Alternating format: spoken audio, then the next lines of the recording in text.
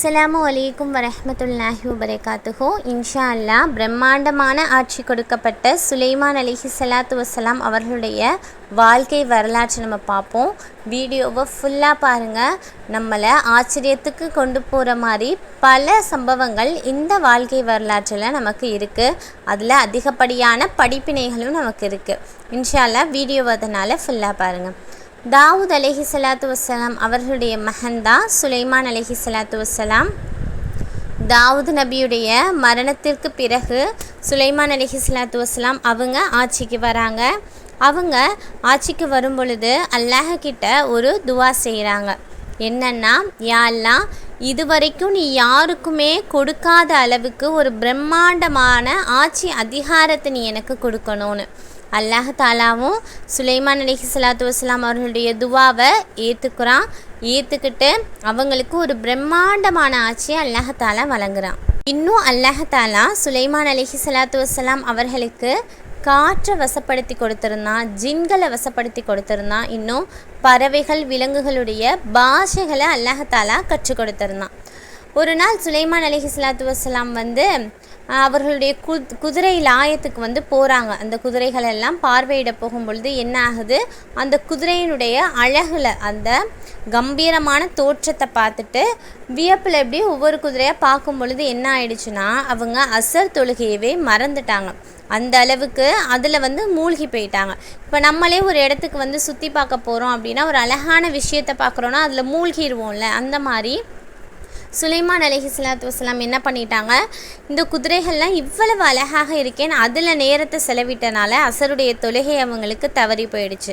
அதனால் சுலைமான் அலைஹிஸ்ஸலாத்து வஸ்ஸலாம் என்ன பண்ணுறாங்க, இந்த குதிரையினால தானே என்னுடைய தொழுகையை நான் விட்டேன், அதனால் இந்த குதிரையை எல்லாத்தையுமே அல்லாஹுடைய பாதையில் நான் சதக்கா பண்ணிடுறேன் அப்படின்னு சொல்லிட்டு எல்லா குதிரைகளையுமே சதக்கா பண்ணிட்டாங்களாம். இன்னொரு அறிவிப்பில் வருது, அவங்க எல்லா குதிரைகளையுமே அல்லாஹுடைய வழியில் குர்பானி கொடுத்துட்டாங்க அப்படின்னு. இந்த இடத்துல குர்பானி கொடுத்துட்டாங்க அப்படின்னா அவங்க அறுத்துட்டாங்க அப்படின்றத தான் இந்த இடத்துல நம்ம பதிவு செய்கிறோம். அதை சாப்பிட்றது அர்த்தம் இல்லை. அல்லாஹுடைய பாதையில் அதை குர்பானி கொடுத்துட்டாங்கன்னு இன்னொரு அறிவிப்பில் வருது. இதனால் அல்லாஹ் தாலா என்ன பண்ணால், அவர்களுடைய வாகனமான குதிரைகள் அனைத்தையுமே இப்படி சுலைமான் எனக்காக அவர் விட்டு கொடுத்துட்டாரு. அதனால அல்லாஹ் தாலா என்ன பண்ணுறான், அவர்களுக்காக அல்லாஹ் தாலா காற்றையே வசப்படுத்தி கொடுக்குறான். எப்படி, அவங்க ஒரு இடத்துல இருந்து இன்னொரு இடத்துக்கு போகிறதுக்காக அல்லாஹ் என்ன பண்ணுறான்னா அவங்களுக்கு பறக்கும் குதிரையை கொடுத்தானா. அதாவது அவங்களுக்கு காற்று வசப்படுத்தி அல்லாஹ் கொடுத்துட்டான். அதனால அவங்க ஒரு இடத்துலேருந்து இன்னொரு இடத்துக்கு சுலபமாக போக முடியுமா. இதை தான் இந்த இடத்துல நம்ம ஒரு படிப்பினையை கற்றுக்கொள்ளக்கூடியவங்களாக இருக்கணும். நம்ம அல்லாஹ்வுக்காக ஒரு விஷயத்தை விட்டு கொடுத்தோன்னா அதை விட ஒரு சிறந்த விஷயத்தை அல்லாஹ் தாலா நமக்கு அருளக்கூடியவனாக இருக்கான். சுலைமான் நபிக்கு அல்லாஹ் தாலா எந்த அளவுக்கு ஆட்சியை கொடுத்துருந்தான் அப்படின்னா, அவங்க நடந்து போனாங்கன்னா அப்படியே அவங்க மேலே வெயில் படாத அளவுக்கு பறவைகள்லாம் அப்படியே குடை பிடிச்சிட்டே வருமா. அதாவது பறவைகள்லாம் கூட்டமாக சேர்ந்துட்டு நிழலை ஏற்படுத்திக்கிட்டே வருமா. அந்த அளவுக்கு ஒரு பிரம்மாண்டமான ஆட்சியை அல்லாஹ் கொடுத்துருந்தானா. ஒரு நாள் சுலைமான் அலைஹிஸ்ஸலாத்து வஸ்ஸலாம் அவங்க போயிட்டுருக்கும் பொழுது அங்கே 2 சிட்டுக்குருவிகள் சுற்றிக்கிட்டே இருந்துச்சான். அப்போது தன்னுடைய பக்கத்தில் இருந்த நபர்கிட்ட சுலைமான் அலைஹிஸ்ஸலாத்து வஸ்ஸலாம் கேட்டாங்களாம், அந்த 2 சிட்டுக்குருவிகளும் என்ன பேசுதுன்னு நான் உங்களுக்கு சொல்லட்டுமான்னு. உடனே அந்த பக்கத்தில் உள்ளவரும் நீங்கள் சொல்லுங்க அப்படின்னு சொன்னாங்களாம். உடனே சுலைமான் அலைஹிஸ்ஸலாத்து வஸ்ஸலாம் சொன்னாங்களாம், அந்த ஆண் சிட்டுக்குருவி பெண் சிட்டுக்குருவிட்ட சொல்லுதான், நான் உன்னை திருமணம் பண்ணிக்கிறேன் அப்படின்னு. உடனே அந்த பெண் சிட்டுக்குருவி கேட்குதான், அதுக்கு பதிலாக நீ எனக்கு என்ன செய்வேன்னு. அதுக்கு அந்த ஆண் சிட்டுக்குருவி சொல்லிச்சான், திபஸ்கில் உள்ள கோட்டைகளில் நான் உனக்கு கூடு கட்டி தரேன்னு. திபஸ்கில் உள்ள எல்லா கோட்டைகளுமே பாறைகளால் ஆனது, அதுவும் உயரமான கோட்டைகள். அப்போது நான் அங்கே உனக்கு கூடு கட்டித்தரேன் அப்படின்னு சொல்லி அந்த ஆண் சிட்டுக்குருவி சொல்லிச்சான். ஒரு சிட்டுக்குருவி எப்படி கூடு கட்டும், ஒரு மரத்தில் கட்டும், ஒரு கிளையில் கட்டும், ஒரு சின்ன சின்ன இடங்களில் கட்டும். ஆனால் இது என்ன சொல்லிச்சான், திபஸ்குடைய அந்த பிரம்மாண்டமான கோட்டை மேலே நான் உனக்கு கட்டித்தரேன் அப்படின்னு சொல்லிச்சான். இதை தான் சுலைமான் அலைஹிஸ்ஸலாத்து வஸ்ஸலாம் சொல்லிட்டு சொன்னாங்களாம், இப்படி தான் பெண் பேசக்கூடிய பெரும்பாலான மக்கள் பொய்யர்களாக இருக்கார்கள் அப்படின்னு சுலைமான் அலைஹிஸ்ஸலாத்து வஸ்ஸலாம் சொன்னாங்களாம். எவ்வளோ உண்மையான வார்த்தைகள் பாருங்கள். இதுலேயே நமக்கு படிப்பினைகள் இருக்குது. பெரும்பாலாக பெண் பேசக்கூடிய மக்கள் எப்படி இருக்காங்களாம், அதாவது பொண்ணு கேட்டு போகக்கூடியவங்க பொய் பேசக்கூடியவங்களாக தான் இருக்காங்க அப்படின்னு சுலைமான் அலைஹிஸ்ஸலாத்து வஸ்ஸலாம் சொல்லியிருக்காங்க. இன்ஷா அல்லாஹ் இத்தகைய விஷயத்தை விட்டு வல்ல ரஹ்மான் உங்களையும் என்னையும் பாதுகாப்பானாக. இன்ஷா அல்லாஹ் அடுத்த ஒரு சம்பவத்தை நம்ம தெரிஞ்சுக்குவோம். சுலைமான் அலைஹிஸ்ஸலாத்து வஸ்ஸலாம் அவங்களும் அவர்களுடைய படைகளும் போருக்காக, அதாவது அல்லாஹுடைய பாதையில் ஜிஹாதுக்காக போயிட்டுருக்காங்க. போகும் பொழுது என்ன ஆகுது, அங்கே ஒரு எறும்பு பாக்குதான். இப்படி சுலைமானுடைய படைகள் வருது அப்படின்னு சொல்லிட்டு ஓடி போய் ஒவ்வொரு புத்துலையாக சொல்லுதான், யாரும் வெளியே வந்துடாதீங்க, சுலைமானுடைய பிரம்மாண்டமான படைகள் வருது, வந்தால் நம்மளை நசுக்கி நாசமாக்கிடுவாங்க, வராதிங்கன்னு ஓடி போய் சொல்லிச்சான். இதை பார்த்த சுலைமான் அலைஹிஸ்ஸலாத்து வஸ்ஸலாம் அதை பார்த்துட்டு சொன்னாங்களாம், இந்த எறும்புக்கு இருக்கக்கூடிய இந்த ஒரு உள்ளுணர்வு கூட இந்த மனிதர்களுக்கு இருக்க மாட்டேங்குதே அப்படின்னு அவங்க நினைச்சாங்களாம். நிஜமாக பாருங்கள், ஒரு எறும்பு தன்னுடைய இனம் அழிஞ்சிடக்கூடாது அப்படின்றதுக்காக ஒவ்வொரு அந்த ஓட்டைக்கும் ஓடி போய் என்ன சொல்லுது, நீங்கள் வெளியே வந்துடாதீங்க, பத்திரமா இருங்கன்னு. இதை தான் நபி ஸல்லல்லாஹு அலைஹி வஸல்லம் சொல்கிறாங்க, முஸ்லீம்கள் முஹ்மீன்கள் எப்போவுமே ஒத்த உடலை ஒத்தவங்களாக இருக்க வேண்டும், அதாவது ஒரு உடல் போன்றவங்களாக இருக்க வேண்டும். இப்போ உதாரணத்துக்கு நம்மளுடைய காலில் முள் குத்துது, அப்போ காலில் முள் குத்துனா யார் கத்துறா, வாய் கத்தக்கூடியதாக இருக்குது, அம்மா அப்படின்னு வாய் தான் கத்துது. காலில் தானே முள் குத்துச்சு, நம்ம ஏன் கத்தணும் அப்படின்னு வாய் இருக்கா, இல்லை. அந்த காலில் முள் குத்தணுன்னு என்ன ஆகுது, வாய் கத்துது, அடுத்து கை வேகமாக ஓடி போய் அதை எடுக்குது. காலில் தான் குத்துச்சு, இருந்தாலும் என்ன பண்ணுது, கை வேகமாக போய் எடுக்குது. அப்புறம் என்ன ஆகுது, முழு உடலையுமே 2 கால்கள் தாங்கும், ஆனால் வலி ஏற்பட்டதுனால அந்த முழு உடம்பையுமே அந்த ஒரு கால் என்ன ஆகுது, தாங்கி நடக்குது.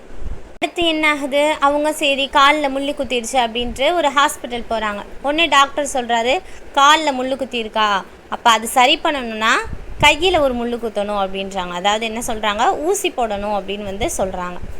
உடனே கை காலில் தானே குத்துச்சு, நீங்கள் போய் காலில் ஊசி போடுங்க, நான் போட்டுக்க மாட்டேன்னு சொல்லுதான். இல்லை, அதுக்காக கை ஊசி போட்டுக்குது. வாய் என்ன சொல்லுது, வாய் அதுக்காக டாக்டர்கிட்ட பேசுது, இப்படி முள் குத்திருச்சு அப்படின்னு.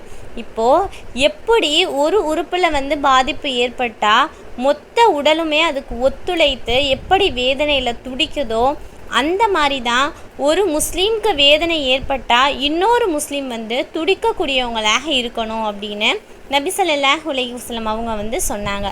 இன்ஷா அல்லாஹ் இத்தகைய பண்புடையவர்களாக வல்ல ரஹ்மான் உங்களையும் என்னையும் மாற்றி தருவானாக இன்ஷா அல்லாஹ். இப்போ நம்ம சுலைமான் அலைஹிஸ்ஸலாத்து வஸ்ஸலாம் அவர்களுடைய வரலாற்றை தொடர்ந்து பார்ப்போம். இப்படி இருக்கும் பொழுது சுலைமான் அலைஹிஸ்ஸலாத்து வஸ்ஸலாம் அவங்கக்கிட்ட ஹுத் அப்படின்னு சொல்லக்கூடிய ஒரு பறவை இருக்குது. அதுவும் பேசக்கூடிய பறவை தான், ஏன்னா நபிக்கு தான் பறவைகளுடைய பாஷைகள் புரியும் இல்லையா, அந்த ஹுத் அப்படின்ற பறவையும் இருக்குது. அப்போது என்ன பார்க்குறாங்க, திடீர்னு அந்த பறவையை காணோம். உடனே எங்கே போச்சு சுலைமான் நபி கேட்குறாங்க, எங்கே போச்சு ஹுதையே காணாமே, அது மட்டும் இப்போ இப்படி காணாமல் இவ்வளோ நேரம் போனதுக்கு சரியான காரணம் சொல்லாட்டி அதை நான் தண்டனை கொடுக்க போகிறேன் அதுக்கு அப்படின்னு சொல்லிட்டு இருக்காங்க. உடனே அந்த ஹுதுன்ற பறவையும் வருது. உடனே சுலைமான் நபி கேட்குறாங்க, எங்கே போன நீ, எங்கே போன இவ்வளோ நேரம், நீ எங்கே போயிட்ட அப்படின்னு. உடனே அந்த ஹுதுன்ற பறவை சொல்லுதான், இல்லை நபியே, நான் இங்கே சபா அப்படின்ற ஒரு நாட்டுக்கு போனேன், அங்கே ஒரு ராணி ஆட்சி செஞ்சு வராங்க, அவர்களுடைய ஆட்சிகள்லாம் நல்லா இருக்குது, மக்களும் அவர்களுடைய ஆட்சியில் சந்தோஷமாக இருக்காங்க, அவங்க நேர்மையான ராணியாகவும் இருக்காங்க. ஆனால் என்னென்னா அந்த ராணியும் அந்த மக்களும் சூரியனை வணங்கிக்கிட்டு இருக்காங்க, அல்லாஹ்வை வணங்கலை அப்படின்னு அந்த ஹுதுன்ற பறவை சுலைமான் அலைஹிஸ்ஸலாத்து வஸ்ஸலாம்கிட்ட சொல்லுது. இதை கேட்ட சுலைமான் நபி ஒரு கடிதம் எழுதி அந்த ஹுதுன்ற பறவைக்கிட்ட கொடுத்து அனுப்பிட்டு நீ அங்கே என்ன நடக்குதுன்னு இருந்து பார்த்துட்டு என்கிட்ட சொல்லு அப்படின்னு சொல்கிறாங்க. உடனே இந்த பறவையும் அந்த கடிதத்தை எடுத்துகிட்டு போயிட்டு அந்த ராணிக்கிட்ட கொடுக்குது. யார் அந்த ராணின்னு பார்த்தீங்கன்னா பல்கீஸ், அவங்க பேர் என்னென்னா பல்கீஸ், அந்த ராணிக்கிட்ட கொடுக்குது. உடனே அந்த ராணியும் அந்த கடிதத்தை வாங்கி பிரித்து பார்க்குறாங்க. அதில் பிஸ்மில்லாஹிர் ரஹ்மானிர் ரஹீம் அப்படின்னு எழுதியிருக்கு. அப்போது குரானில் 2 இடத்துல பிஸ்மில்லா வரும். அது எங்கன்னா ஒரே சூறால 2 இடத்துல பிஸ்மில்லா வரும், அது இந்த ஒரு இடம்தான். அப்போது அதில் என்ன எழுதியிருக்குன்னா பிஸ்மில்லாஹிர் ரஹ்மானிர் ரஹீம் அப்படின்னு எழுதியிருக்கு. அதாவது அருளற்ற அருளாளனும் நிகரற்ற அன்புடையோனுமாகிய அல்லாஹ்வின் திருப்பெயரால் அப்படின்னு போட்டு எழுதப்பட்டிருக்கு. உடனே அவங்க இப்படி நீங்கள் வந்து சூரியனை வணங்காதீங்க, இறைவன் ஒருவன் தான், நீங்கள் வந்து அல்லாஹ்வை வணங்குங்க அப்படின்னு சொல்லி போட்டிருக்கு. உடனே இதை பார்த்த பல்கீஸ் ராணி அங்கே உள்ள அந்த மந்திரிகள்லாம் இருப்பாங்கள்ல, அவங்கக்கிட்ட சொல்கிறாங்க, நிச்சயமாக இது ஒரு சங்கை மிக்க, அதாவது ஒரு கண்ணியமான நபர்கிட்ட இருந்து நமக்கு இந்த மாதிரி கடிதம் வந்திருக்கு, நம்ம வந்து என்ன பண்ணலாம் அப்படின்னு வந்து ஆலோசிக்கிறாங்க. உடனே அந்த மந்திரிகள்லாம் என்ன சொல்கிறாங்க, நம்ம அவங்க மேலே போர் தொடுத்து போகலாம், நம்ம அவங்க மேலே போர் தொடுக்கலாம், இதை பார்த்துட்டு நம்ம சும்மா இருக்க வேணாம். உடனே அந்த பல்கீஸ் ராணி தான் நேர்மையான ஒரு ராணியாச்சுல்ல, அவங்க வந்து சொல்கிறாங்க, அதெல்லாம் வேணாம், இவர் வந்து உண்மையாக நம்மளை இஸ்லாத்துடைய பக்கம் அழைக்கிறாரா, இல்லை நம்மளுடைய ஆட்சி அதிகாரத்துக்கு அவர் பொருள்களுக்கு ஆசைப்படுறாரான்னு நம்ம முதல்ல தெரிஞ்சுக்குவோம் அப்படின்னு சொல்லிட்டு ரொம்ப விலை மதிப்புள்ள பொருட்கள், பிரம்மாண்டமான பொருட்கள், வைரம் வைடூரியம் இந்த மாதிரி அந்த காலத்தில் இருக்கக்கூடிய பிரம்மாண்டமான பொருட்கள் எல்லாம் வச்சு சுலைமான் அலைஹிஸ்ஸலாத்து வஸ்ஸலாம் அவர்களுடைய அரண்மனைக்கு அனுப்பி வைங்க, அப்படி நீங்கள் அனுப்பி வைங்க.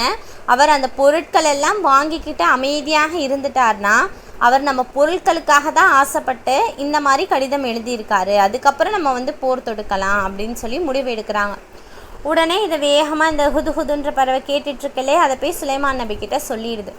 இப்போ என்னாச்சு, அவங்களுடைய எல்லா பிரம்மாண்டமான பொருட்களும் சுலைமான் நபியுடைய அரசவைக்கு வந்து சேருது. ஆனால் அவங்க அதை எல்லாத்தையுமே திருப்பி அனுப்பிட்டு இன்னொரு விஷயத்தையும் சொல்கிறாங்க, இப்போ நீங்கள் உடனே இஸ்லாத்தை ஏற்றுக்கிட்ட நிலையில் நீங்கள் இங்கே வரல அப்படின்னா நான் என்னுடைய படைகளை கூட்டிகிட்டு போர் தொடுக்கிறதுக்காக உங்களுடைய இடத்துக்கு நான் வந்துடுவேன் அப்படின்னு சுலைமான் நபி சொல்லி அனுப்புகிறாங்க.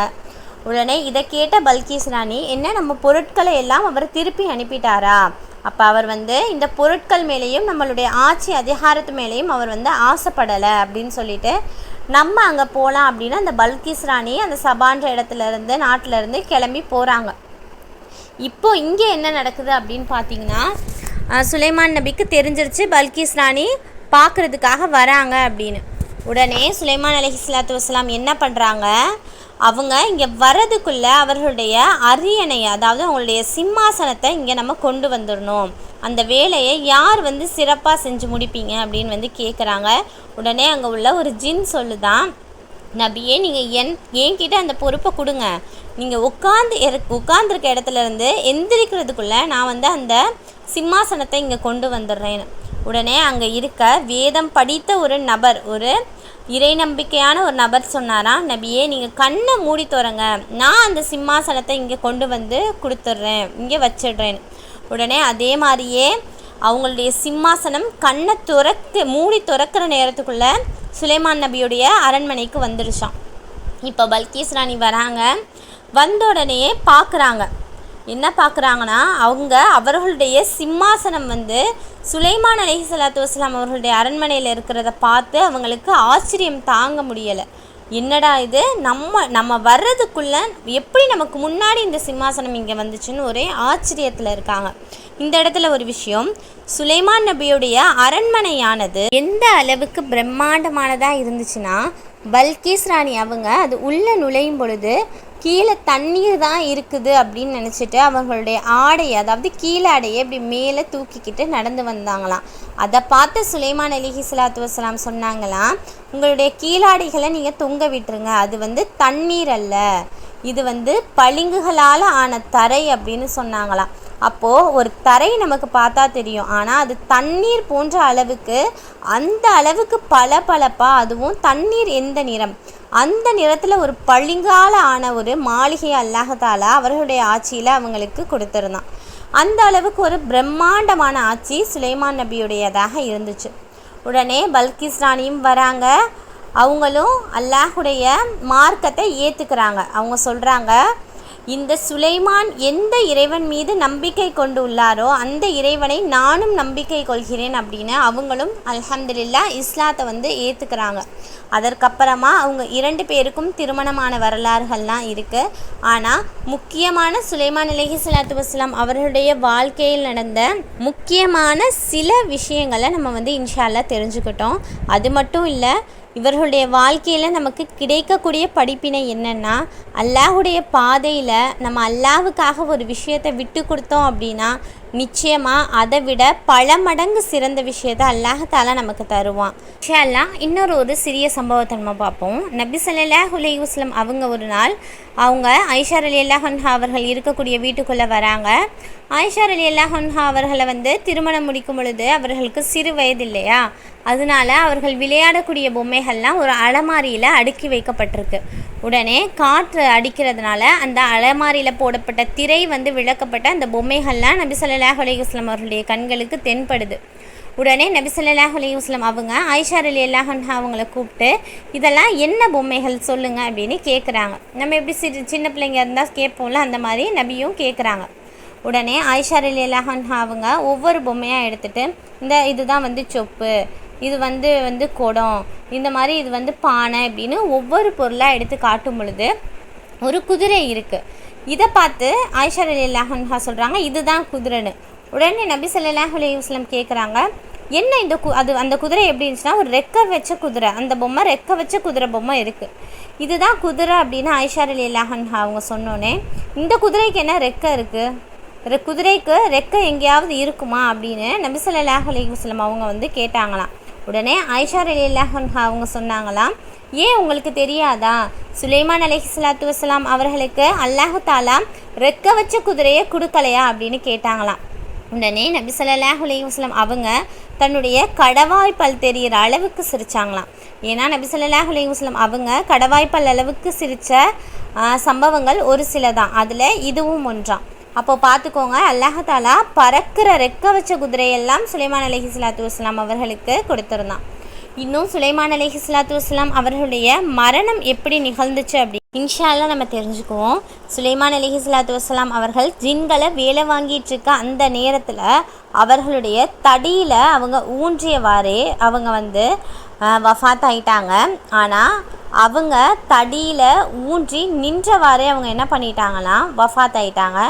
ஆனால் இது அந்த ஜின்களுக்கு தெரியலை. ஏன்னா அவர்களுடைய கண்கள் திறந்த நிலையில் இருந்துச்சு. இன்னும் அவர்களுடைய தடியானது அவர்களுடைய உடலை தாங்கிட்டு இருந்துச்சு. அதனால சுலைமான் நம்மளை பார்த்துட்ருக்காருன்ற பயத்தில் அந்த ஜின்கள்லாம் வேலையை தொடர்ந்து செஞ்சுட்டே இருந்தாங்க. ஆனால் நேரமாக ஆக என்ன ஆயிடுச்சான், கரையான்கள் எல்லாம் அந்த தடியை அரிக்க ஆரம்பிச்சிருச்சு. உடனே அந்த தடி கீழே சரிஞ்சிருச்சு. உடனே சுலைமான் அலைஹிஸ்ஸலாத்து வஸ்ஸலாம் அவங்களும் கீழே சரிஞ்சிட்டாங்க. அப்போ தான் அந்த ஜின்களுக்கு தெரிஞ்சிச்சான் சுலைமான் நபி வஃபாத் ஆயிட்டாங்க அப்படின்னு. இன்ஷா அல்லாஹ் இதுதான் சுருக்கமான சுலைமான் அலைஹிஸ்ஸலாத்து வஸ்ஸலாம் அவர்களுடைய வாழ்க்கை வரலாறு. அஸ்ஸலாமு அலைக்கும் வரஹ்மத்துல்லாஹி வபரகாத்துஹு.